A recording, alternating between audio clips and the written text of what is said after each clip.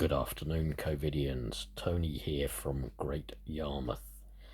I'm going to start by reading from George Orwell's 1984. So please, if you are using this in schools, well, don't, because it's not legal now to teach from George Orwell or any of his writings in schools. But I am going to quote this for what is called educational purposes. Okay, so that's why I'm quoting from the text. Just to set it in context, I want to just sort of relate it a little bit to the kind of society that we are obviously constantly moving towards. I want to relate it also to the power of the media to control what we think, what we feel. I also want government control over of the media here to play a part as well. For those of you who know the book, this is an earlier section than the last one I read, and thank you for your response to that. This is when Winston discovers a book that he assumes has been written by a member of the resistance movement called Emmanuel Goldstein. In fact, it is written by O'Brien, who turns out in the end to be a party member. So I'm just going to read from the text first and maybe just make a few points in a minute, okay? So forgive me just as usual while I just read off my screen. What kind of people would control this world had been equally obvious. The new aristocracy was made up for the most part of bureaucrats, scientists, technicians, trade union organisers, publicity experts, sociologists, teachers, journalists, and professional politicians.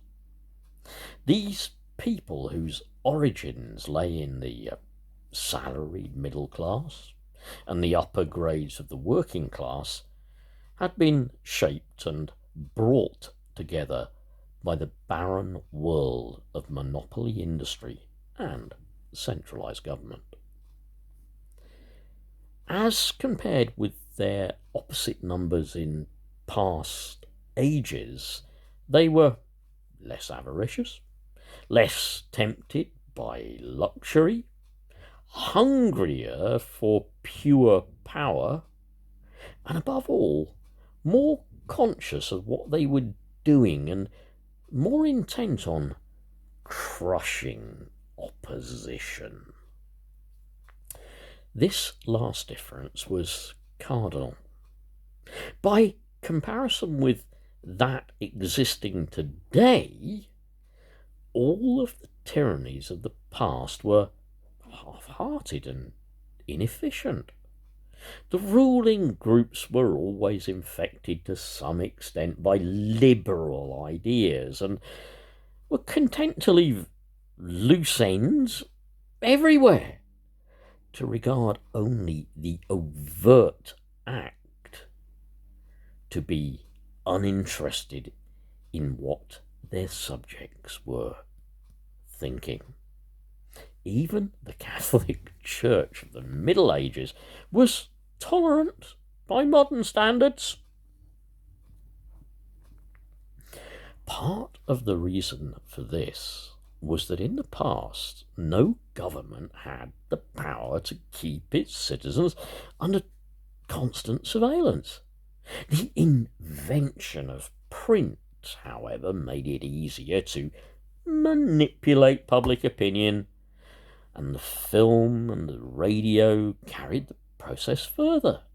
With the development of television and the technical advance which made it possible to receive and transmit simultaneously on the same instrument, private life came to an end. Every citizen, or at least every citizen important enough to be worth watching, could be kept for 24 hours a day under the eyes of the police and in sound of official propaganda with all other channels of communication closed. The possibility of enforcing not only complete obedience to the will of the state, but complete uniformity of opinion on all subjects now existed for the first time. After the revolutionary period of the 50s and 60s, society regrouped itself, as always, into high, middle, and low. But the new high group, unlike its forerunners, did not act upon instinct, but knew what was needed to safeguard its position. It had long been realized that the only secure basis for oligarchy is collectivism. Wealth and privilege are most easily defended when they are possessed jointly. The so-called abolition of private property, which took place in the middle years of the century, meant, in effect, the concentration of property in far fewer hands than before. But with this difference. The new owners were a group instead of a mass of individuals. Individually, no member of the party owns anything, except maybe for personal clothing or personal belongings. Collectively, the party owns everything in Oceania because it controls everything and it disposes of the products as it thinks fit. In the years following the revolution, it was possible to step into this commanding position almost unopposed because the whole process was represented as an act of collectivization. It had always been assumed that if the capitalist class were expropriated, socialism must follow. And unquestionably, the capitalists had been expropriated. Factories, mines, land, houses, transport, everything had been taken away from them. And since these things were no longer private property, it followed they must be public property. Ingsoc, which grew out of the earlier socialist movement and inherited its phraseology, has in fact carried out the main item in the socialist program, with the result, foreseen and intended beforehand, that economic inequality has been made permanent. But to the problems of perpetuating a hierarchical society, well, they go deeper than this. There are only 4 ways in which a ruling group can fall from power. Either it's conquered from without, or it governs so inefficiently that the masses are stirred to revolt, or it allows a strong discontent among the middle group to come into being, or it loses its self-confidence and willingness to govern. These causes do not operate singly, and as a rule, not all four of them are present in some degree. A ruling class which could guard against all of them would remain in power permanently. Ultimately, the determining factor is the mental attitude of the ruling class itself. After the middle of the present century, the first danger had, in reality, disappeared.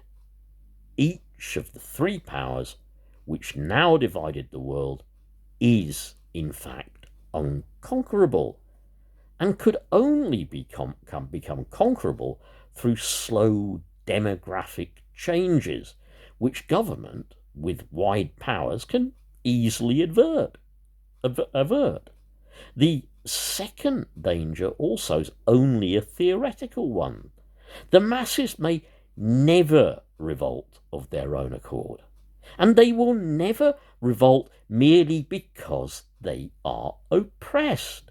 Indeed, so long as they are permitted to have standards of comparison, so long as they are permitted not to have standards of comparison, they never even become aware that they are oppressed. The current economic crisis, the recurrent economic crisis of past times, were totally unnecessary and are now permitted to happen. But other than an equally large dislocations can and do happen without having political results, because there is no way in which dissent can become articulated. I'm going to end the quote there, but I just think that is so relevant, isn't it? I think it is so relevant to what is happening in society today. Okay, he's talking about a different ruling group. Here, INGSOC, the inner party, if you like. But he's talking about the concentration of power and resources. By that you could assume economic resources, money, into the hands of a few, an elite. Look at how wealth and privilege are concentrated into our society, into the hands of a few corporations, a few individuals, a few who exercise that ever-present thing in Tory cycles, cronyism. Look at how they make all the decisions. They decide how society is run. They decide what the priorities are. They decide, in a sense, who will live and who will die. That is just the same as INGSOC, the political elite, the inner party that Orwell was describing. Also, notice here that you don't let people have any standard by which they can compare. I think the government does this as well. I think they come in, that's part of where all the old, we're all in this together comes in. Yeah? Actually, no, we're not. Anyway, think about this. Think about these words. Understand, yes, we're living under a totalitarian regime. And if you happen to be an educationalist or you need to use this in school or something, well, I'd be very careful if I were you, because you may find yourself not in a disciplinary meeting with the head. You may find yourself on a charge brought by the police or the director of public prosecutions. You may even find yourself in court, or at least sacked. Take care, folks. Bye.